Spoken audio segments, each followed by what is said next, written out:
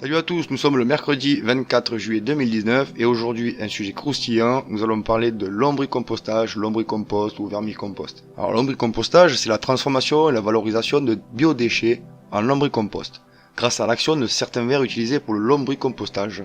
C'est au début des années 1900, aux États-Unis, qu'un médecin reconverti en paysan de son nom George Sheffield Olivier se passionne pour les vers de terre et entreprend au départ de les élever pour ensuite sur son domaine obtenir du lombricompost ou du vermicompost. Dans les années 30, la crise qui s'abat sur le pays incite l'agriculteur à divulguer son savoir car forcé de constater les effets positifs du lombricompost sur ses cultures. Il en divulgua alors au monde entier le fruit de son travail, de ses connaissances et de ses observations. Tout ce qu'il sait en la matière, il le dilue au travers un livre, Friends Earthworms, Practical Application of the Lifetime Study of Habits of the Most Important Animal in the World. Soit en français, les vers amis de la Terre, application pratique d'une vie entière d'études des habitudes de l'animal le plus important du monde. Donc déjà, à cette époque-là, il avait bien compris le rôle majeur des vers et surtout, il avait commencé à mettre en place la culture de lombric, qui s'est avéré ensuite être des petits vers d'une autre famille, pour aller améliorer donc ces cultures. Il fut également le premier à produire à plus grande échelle du vermicompost pour aider l'agriculture. Les bénéfices de l'emploi des vers et de l'utilisation du lombricompost en agriculture devenaient une réalité. La vermiculture continua par la suite de prendre de l'ampleur. Le lombricompostage est utilisé de nos jours à différentes fins et dans de nombreux pays. Le lombricompostage a de nombreuses similitudes avec la lombriculture en apparence. Mais concrètement, les principes et les objectifs diffèrent. Le lombricompostage constitue le fait de transformer des déchets organiques de différentes natures grâce à des vers afin d'obtenir en bout de cycle du lombricompost. Et la lombriculture sert simplement à produire des lombrics qu'on va ensuite intégrer dans les champs. Les vers de compost qui nous intéressent aujourd'hui appartiennent à trois espèces. L'Esonia andrei, l'Esonia foetida et l'Esonia hortensis. L'Esonia foetida est le plus utilisé dans les lombricomposteurs que l'on dispose chez soi, dans un endroit frais, à l'abri du soleil. Les vers de compost peuvent s'acheter pour les intégrer à une fabrication maison. Bon, c'est pas donné au kilo. Ils travaillent efficacement à des températures allant de 15 à 30 degrés. En dessous de 15 degrés, l'activité biologique des vers diminue et la transformation des déchets ralentit. En dessous de 5 degrés, les vers entrent en hibernation et ne transforment plus la matière. Alors la température extrême du lombricomposteur sera à partir de 0, soit inférieure à 0, soit supérieure à 30. Et là, bon, c'est la mort immédiate, bien que de façon ponctuelle, une température allant de 29 à 32, j'ai déjà pu l'observer, et les vers, ils ont tendance à aller se mettre le plus profond possible pour être au frais. La valorisation biologique par compostage ou lombricompostage est une alternative beaucoup plus avantageuse sur le plan écologique, environnemental et économique. Cette technique produit par décomposition de déchets fermentescibles, soit biodigestables, sous l'action de micro-organismes et des vers. Une sorte d'humus, le compost ou plutôt le lombricompost. C'est une substance organique qui permet de fertiliser les sols. Le pH du lombricompost est basique, entre 8,5 et 8,7 de pH. Il peut donc être intéressant de l'utiliser pour des sols acides. Le lombricompost enrichit aussi la terre de nombreuses substances nutritives que les plantes pourront lentement assimiler. Le lombricompost, qui est le fruit du travail des vers de terre qu'on récoltera environ tous les 4 à 6 mois, j'y reviendrai plus tard, est une sorte de terreau noir, humide, granuleux. Un amendement organique est riche. La concentration sur la matière sèche en azote, phosphore et potassium est élevée. Il est généralement utilisé sec au jardin pour en faciliter la mise en place. Il permet d'améliorer la structure de la terre. Les échanges d'eau et d'air sont facilités. Il permet une aération du sol et favorise la circulation de l'eau. Il y a une meilleure pénétration et une meilleure rétention. Il améliore la texture du sol en favorisant l'enracinement des plantes et en agissant contre son assèchement. Il sera bénéfique à une terre lourde en l'allégeant par la fragmentation en de multiples agrégats. La deuxième partie du travail des vers, la deuxième partie des récoltes, c'est donc le lombrité, ou jus de lombricompostage. Un jus noir qui se récupère dans le dernier bac du fond. Il est bien équilibré en NPK, petit rappel, azote, phosphore, potassium. Cette matière fertilisante, ou solide, fabriquée par votre lombricomposteur, sera directement utilisable par vos plantes, dans vos jardins ou vos espaces verts une fois coupés ou dilués. A savoir pour l'exemple que chaque année, les Parisiens produisent plus de 180 000 tonnes de biodéchets qui pourraient directement finir dans des lombricomposteurs. On pourrait y mettre, par exemple, des épluchures de fruits ou de légumes, les fruits ou les légumes abîmés, des restes de repas, des feuilles, des sachets de thé, le marc de café avec le filtre ou des dosettes en papier, coquilles d'œufs broyées, des céréales, farine, pain, des déchets cuits comme les pâtes, le riz, les légumes, des fleurs fanées ou des feuilles de plantes d'intérieur, des poils d'animaux, de la poussière, du papier blanc sans encre, du carton non traité, des cartonnettes comme par exemple les rouleaux de PQ ou du déchet vert quoi. Très peu, j'y reviendrai plus tard, vous comprendrez pourquoi. Par contre, on n'y met pas tout ce qui va être agrumes, ail et oignons, viande, poisson, produits laitiers, vinaigre, vinaigrette en grande quantité, des noyaux qui eux ne se dégradent pas, des plantes malades, ça il faut éviter pour la pérennité donc, et puis surtout les litières d'animaux, on n'en met pas. Autre chose qu'on ne met pas, ce sont les graines de courge et de courgettes parce qu'ils ne les mangent pas. Elles ont des propriétés, on se souvient, vermifuges. Aujourd'hui, ces biodéchets sont principalement incinérés ou mis en décharge dans des centres d'enfouissement technique qu'on appelle des CET. Bien qu'une meilleure alternative existe, vous l'avez compris, bien sûr, le compostage ou le lombricompostage. Et c'est bien dramatique, car la composition des déchets et de ces biodéchets qui sont jetés dans ces centres techniques sont composés à 50 voire à 80% d'eau. Donc cela réduit le rendement énergétique de l'incinération et augmente considérablement la consommation d'énergie. Cela se répercute sur les factures à payer par les particuliers pour leur collecte de déchets ménagers compostables. C'est souvent maintenant une poubelle à couvercle violet. Leur stockage en centre d'enfouissement technique produit aussi un jus de décharge, appelé le lixivate, devant être traité avant rejet dans l'environnement pour éviter la contamination des sols et des eaux souterraines. Traitement, c'est égal à un coût plus élevé, et c'est le poids de la facture qui s'alourdit. Il y a aussi du biogaz qui est également produit, sans pour autant systématiquement être capté, ni même récupéré. Et en se libérant comme ça dans l'atmosphère, il contribue au réchauffement climatique, puisque constitué à 60 voire 75% de méthane, c'est un puissant gaz à effet de serre. Et par contre, la valorisation biologique par compostage ou lombricompostage est une alternative non négligeable, surtout au vu des points que nous avons vus au-dessus. Outre l'atténuation des inconvénients de l'incinération et de la mise en décharge, cette technique de valorisation biologique présente de nombreux avantages, comme la fabrication gratuite d'une alternative aux engrais et aux terreaux commerciaux, que l'on peut faire directement chez soi. Réduction de la majeure partie des nuisances de la poubelle, des mauvaises odeurs, des écoulements ou des moucherons. Réduction du volume de déchets à prendre en charge, moins de véhicules de collecte sont nécessaires. Donc cela permet une diminution des coûts de ramassage et des traitements. Des émissions de gaz à effet de serre diminuées et des nuisances sonores diminuées. Il y a aussi la préservation des ressources naturelles, car les engrais de synthèse nécessitent par leur fabrication beaucoup d'énergie, ainsi que des ressources non renouvelables, comme le phosphore. De plus, certains terreaux utilisent la tourbe extraite des tourbières dans des écosystèmes uniques à préserver.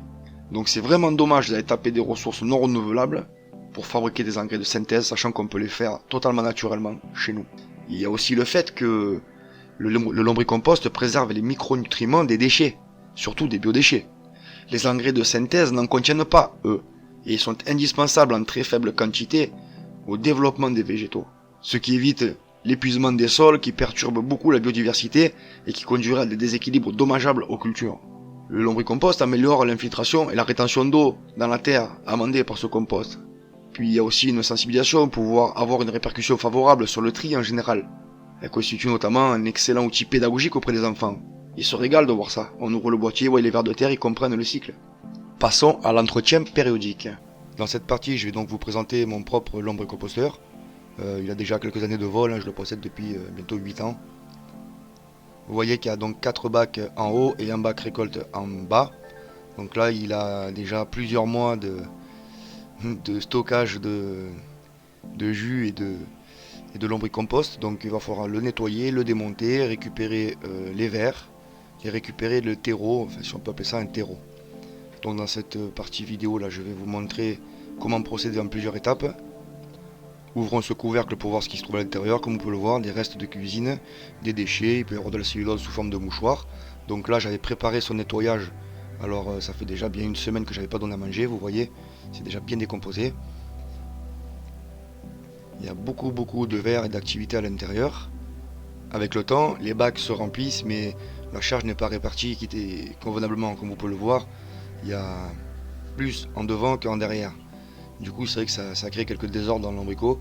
Alors c'est le moment de le nettoyer, c'est surtout comme ça qu'on le voit. On le voit aussi quand la quantité de matière au-dessus reste un peu trop longtemps, donc il est plein, j'ai du mal à rajouter d'autres choses à l'intérieur. Dans un premier temps, je le mets à la lumière directe. Les vers vont, par souci de survie, se mettre à plonger dans le fond du bac. Ça va me permettre de faire un premier nettoyage pour pouvoir faire des récoltes. au moins déjà le premier bac du haut. Commençons à ouvrir un peu les bacs. Vous voyez que dans le bac d'en dessous, il y a de la matière noire, donc c'est le lombricompost. Et là déjà, il y a beaucoup moins de déchets, il y a juste que la matière à récupérer. Seulement, il faut chasser les vers. Ayant vraiment tardé pour faire l'entretien de ces petits bacs, là, je vais devoir absolument tous les vider. Donc j'ai préparé, vous voyez, un espèce de sac poubelle là, grand format. Et je vais venir racler tous les bacs, tous les contenus des bacs, et on va mettre tout ce qui s'y contient en tas. Donc ça va prendre un certain temps déjà pour pouvoir le gratter. Je vais vous passer un petit peu tous les détails du bac par bac. Et je vais vider tranquillement en grattant, ce qui va me permettre de pouvoir aller passer un coup d'eau, nettoyer avec l'éponge. Donc voilà, je vide tous les bacs un par un. Je fais attention bien sûr à ne pas endommager donc, la structure corporelle des petits vers, c'est-à-dire pas les décapiter avec la pelle. Donc c'est assez délicat. Et un par un, on va récupérer donc la matière à l'intérieur et sur le derrière. Donc on va tous les gratter pour récupérer le lombricompost. Donc le tas s'agrandit au fur et à mesure que je vide les bacs.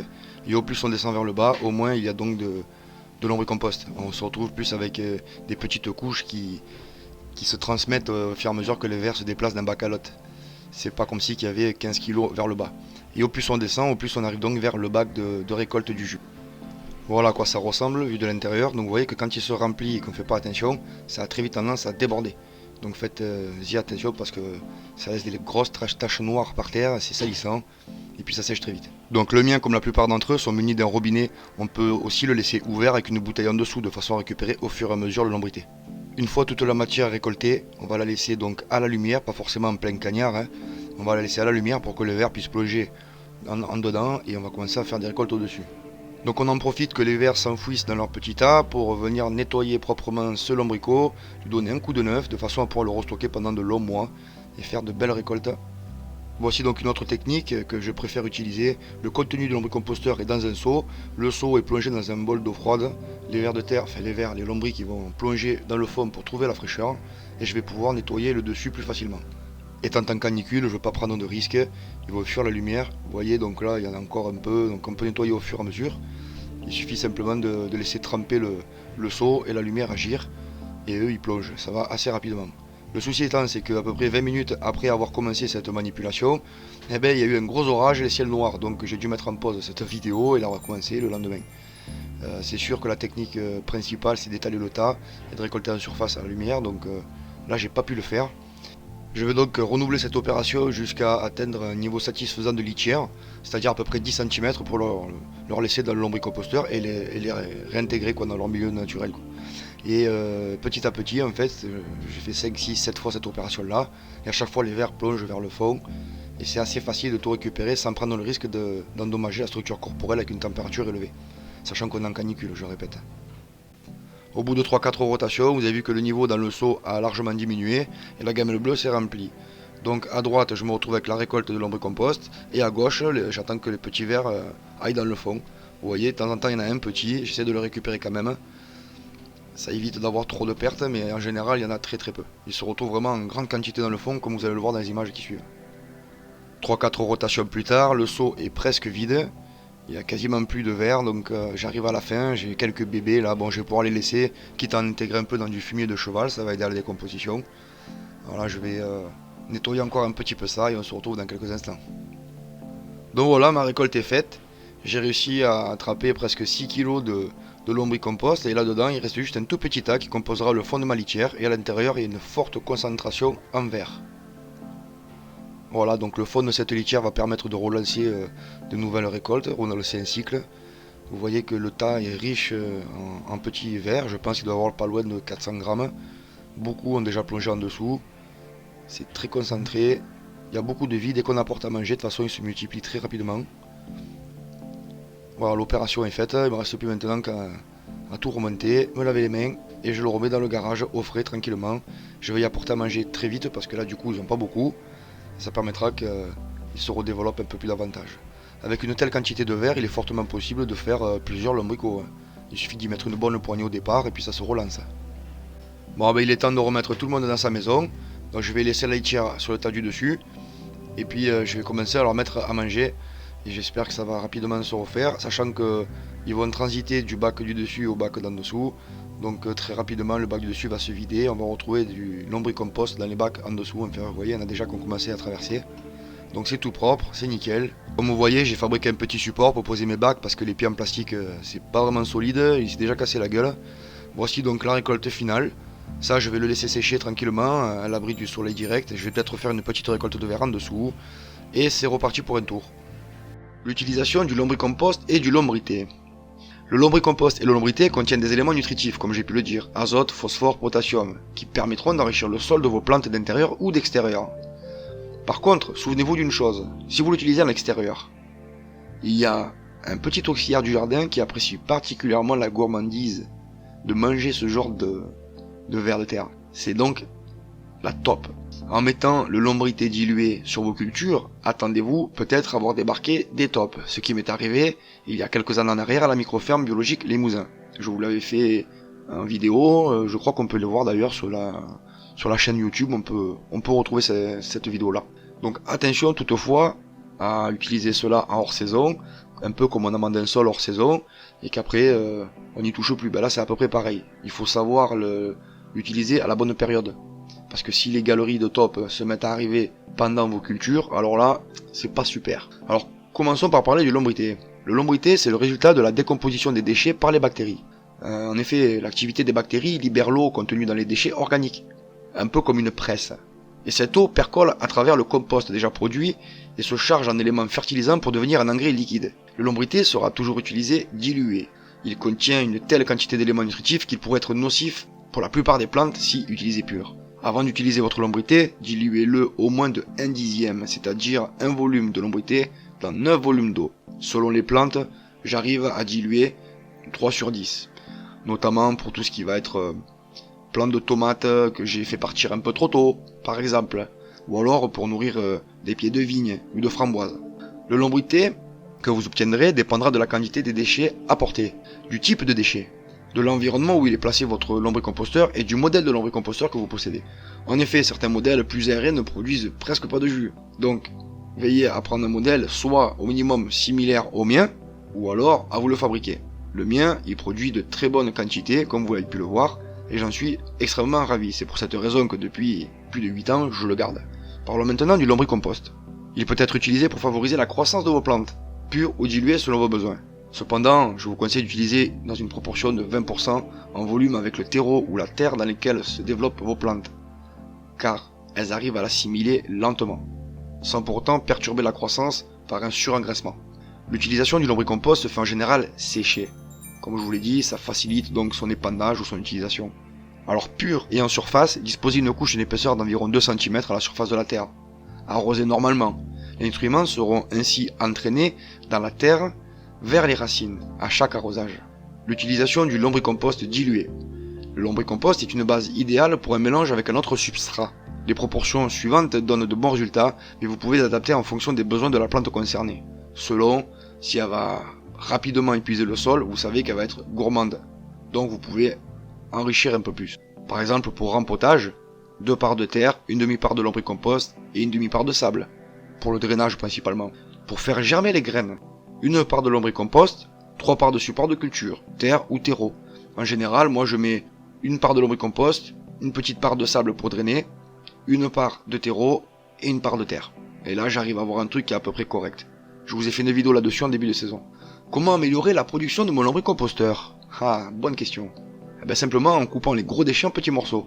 On augmente ainsi la surface de contact avec les bactéries, les déchets seront ainsi plus rapidement assimilables par les vers. Le marc de café est un très bon structurant pour le lombricompost. Il aide aussi à la digestion des vers, car les particules de café servent de meule dans l'estomac des vers. Ça aide à broyer.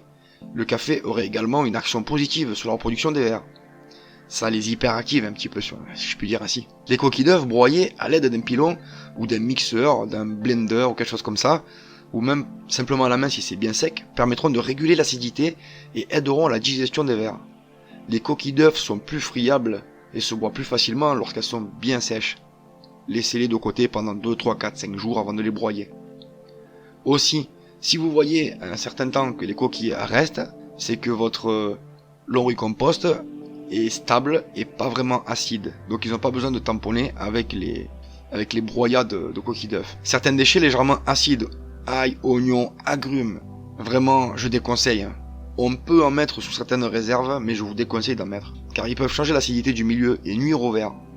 La présence de morceaux de coquilles non dissoutes, comme je le disais, dans le lombricompost indique que celui-ci n'est pas acide.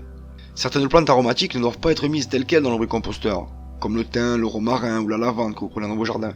Mais si vous l'avez utilisé, par exemple en infusion ou en cuisine, la plupart des molécules pouvant être nocives pour les vers auront disparu de la plante, et à ce moment-là, rincé, vous pourrez les ajouter.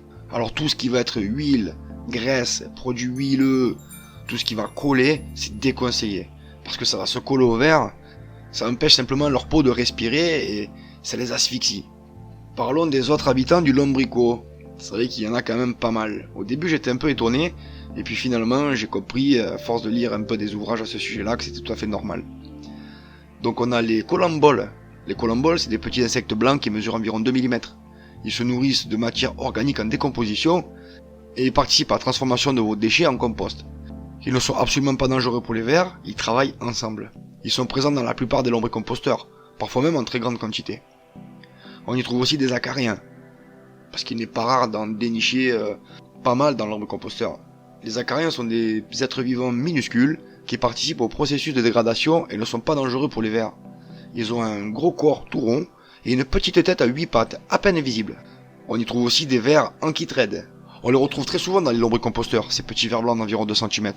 Ils ne sont pas dangereux pour les vers, mais leur présence indique que le milieu est légèrement acide. S'ils sont présents en grande quantité, pensez à ajouter des matières calcaires telles que coquilles d'œufs, ou même de la craie pour écrire sur les tableaux. Tout ça pour réduire un peu l'acidité du milieu. Alors là, on y retrouve aussi de temps en temps des moucherons. Mais là, c'est qu'il y a un truc qui cloche. J'ai eu une invasion il y a déjà un bon moment, c'est vrai que c'est pas évident.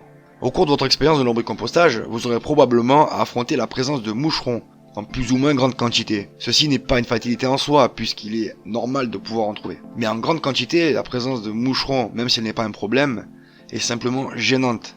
Notamment lorsque le lombricomposteur est placé à l'intérieur du logement. Comme moi, avant il était du côté de ma cuisine, dans mon petit appartement de 30 mètres carrés. Alors on peut trouver plusieurs espèces dans le lombricomposteur. On peut voir se développer des drosophiles, ou mouches à vinaigre, de couleur rouge, ou des mouches de terreau, plus petites et de couleur noire. Les moucherons, mais surtout en particulier les drosophiles, arrivent en général dans le lombricomposteur car des œufs ou des larves sont déjà présentes sur certains fruits abîmés qu'on y ajoute. Elles sont attirées en particulier par les épluchures de fruits. Un lombricomposteur trop humide favorise le développement des moucherons. Veillez donc à ce que votre lombricomposteur soit bien aéré. Ne pas surgaver pour éviter de ne pas faire grimper trop vite l'humidité à l'intérieur. Le lombrité, le jus, doit être vidé régulièrement. L'apport de matière carbonée doit être suffisant. Pour lutter contre ces moucherons, il vous faudra aussi assécher le milieu, notamment en ajoutant davantage de papier, de carton, de cellulose. Les drosophiles apprécient le lombricomposteur car les larves ou asticots se nourrissent de déchets en décomposition. Il est donc conseillé de mélanger des déchets frais avec le compost déjà produit ou de mettre du journal sec en bonne couche sur le dessus du dernier bac, celui d'en haut, pour en limiter l'accès et leur éviter de pondre dans les déchets.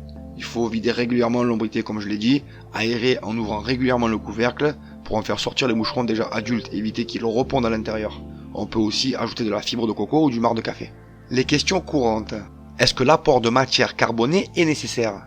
Ah ben là oui, carrément. L'apport de matière carbonée est essentiel. Genre carton, papier, tout ça, cellulose.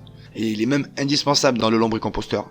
Ces matières permettent de réguler l'humidité et apportent des fibres nécessaires au développement des vers. De plus, elles permettent d'aérer le contenu du lombricomposteur et d'éviter le tassement des déchets frais, ce qui entraînerait une décomposition anaérobie, sans oxygène, et provoquerait de surcroît de mauvaises odeurs. La matière carbonée doit représenter environ 20 à 30% en tout de la matière totale apportée dans le lombrico. Quelle quantité de nourriture puis-je apporter aux vers? C'est assez délicat à dire, mais il faut savoir que les vers mangent à peu près la moitié de leur propre poids par jour. Alors si on commence avec 500 g de vers, il ne faudra pas mettre plus de 250 g de déchets quotidiens. Petit à petit, la population de vers va augmenter, ça va plus ou moins vite. Donc, on peut progressivement apporter davantage et voir à peu près, en ouvrant le couvercle, comment ça se digère. Comment augmenter la vitesse de transformation de mes déchets? Comme je l'ai dit un peu plus haut, d'une matière générale, plus les déchets sont petits, plus vite ils seront décomposés et transformés en compost. Il est donc conseillé de couper les déchets les plus gros en petits morceaux, notamment surtout les fruits et les légumes entiers. Puis-je mettre des déchets verts du jardin? Ah, la question qui tue. Bien que les vers peuvent dégrader ce type de déchets, il est quand même déconseillé de mettre ces déchets verts dans le lombricomposteur, Parce qu'en général, ils sont conçus pour recevoir des petites quantités de déchets de cuisine. L'apport de déchets de jardin risque de trop vite le remplir, nuisant à une bonne décomposition. De plus, les déchets de jardin risquent d'apporter des organismes nouveaux, pouvant nuire à l'écosystème des vers. Mieux vaut utiliser dans un composteur tous ces déchets verts, bien qu'il soit possible d'en ajouter en petite quantité pour pallier à un manque de déchets habituels, pour le nourrir en attendant. Rajouter une petite poignée d'herbe si on n'a rien sous la main. Est-ce que je dois ajouter de l'eau dans les déchets? Alors là, de façon générale, je dirais non. Bien que, si votre lombricomposteur est mal stocké, là, il va falloir y apporter. Il faut se rappeler que les déchets organiques qu'on y met sont composés essentiellement à 80% d'eau. Mais dans certaines conditions, il peut arriver qu'à l'intérieur du lombricompost, il y ait une sécheresse qui empêche le bon déroulement du processus de transformation, et c'est souvent lié à l'endroit où est stocké le lombricomposteur. Dans ce cas, l'apport d'eau doit être nécessaire en toute petite quantité. Il pourra se faire soit en humidifiant des matières carbonées, qu'on met directement dedans. Pour ma part, j'ai eu le cas qu'une seule fois, et j'ai mis du papier toilette, donc c'est de la cellulose, que j'ai humidifié au préalable. Au départ, aussi, j'ai acheté quelques blocs de fibres de coco, c'est vraiment pas cher. Et j'ai aussi acheté quelques croquettes au magasin, spécial pour les vers, pour lancer le processus. Une fois mis en place, j'ai commencé à le nourrir et j'ai plus jamais eu besoin d'y revenir. Une fois qu'il était en route, c'était stabilisé, j'avais qu'à rajouter des matières à l'intérieur. J'ai fait quelques erreurs, mais on en reviendra un peu plus tard. Est-ce que je peux utiliser un récipient pour stocker mes déchets avant de les mettre dans le lombricomposteur? Bien sûr, il est possible d'utiliser un récipient pour stocker temporairement les déchets. Mais il faut faire très attention à ce que les déchets n'entrent pas dans une décomposition anaérobie, c'est-à-dire sans oxygène. Vous voyez, quand il y a 80% d'eau, si on fait un petit bocal, tout de suite ça va faire un gros paquet au fond là. Donc pour cela, il est préférable de refermer le récipient avec un tissu qui laissera passer l'air plutôt qu'un couvercle hermétique. Ça évitera que les moucherons déjà viennent pondre dans le lombricomposteur et que ça n'entraîne pas rapidement une décomposition anaérobie. Ah, alors là c'est une question aussi qui est pas mal. J'ai des odeurs nauséabondes qui se dégagent du lombricomposteur. Est-ce normal? Que dois-je faire? Alors non, les odeurs nauséabondes c'est pas du tout normal. C'est le signe d'une mauvaise dégradation des déchets. Dans certaines conditions, les déchets vont se tasser et empêcher l'air d'arriver jusqu'aux bactéries. C'est ce que je viens d'expliquer. Privé d'oxygène, il y a une mauvaise décomposition et puis ça sent fort quoi. Si on arrive à une décomposition anaérobie sans oxygène, ben alors là ça pue à plein nez. Ceci peut arriver aussi si l'humidité est trop importante, ou si on met trop de déchets dans le lombricomposteur, que ça fait un gros paquet compact presque étanche, une boule dans le bac, ou si les déchets mis dedans ne sont pas bons pour eux. Dans ce cas, les vers ne mangent pas ou n'ont pas le temps de tout manger, et les mauvaises odeurs commencent à apparaître. C'est pour ces raisons qu'il est recommandé de ne pas apporter trop de déchets en une fois dans le lombricomposteur, et de leur apporter une nourriture adaptée, notamment au début de cycle, quitte à mettre au composteur une partie des déchets organiques, histoire de pas les mettre à la poubelle bêtement. Ou alors de faire du compost de surface aussi, ça marche très bien. Et que se passe-t-il si je pars en vacances? Alors vous pouvez laisser le lombricomposteur jusqu'à 4 semaines sans ajouter de déchets.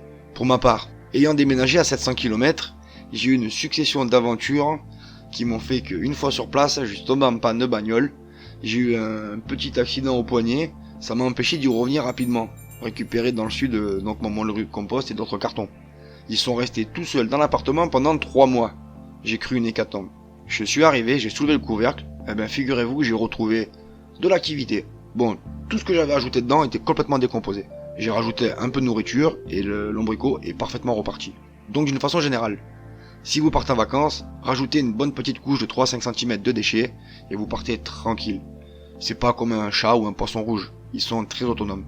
Par contre, avant d'avoir des mauvaises surprises, assurez-vous de bien placer en dessous le robinet du lombrité une petite bouteille avant de partir.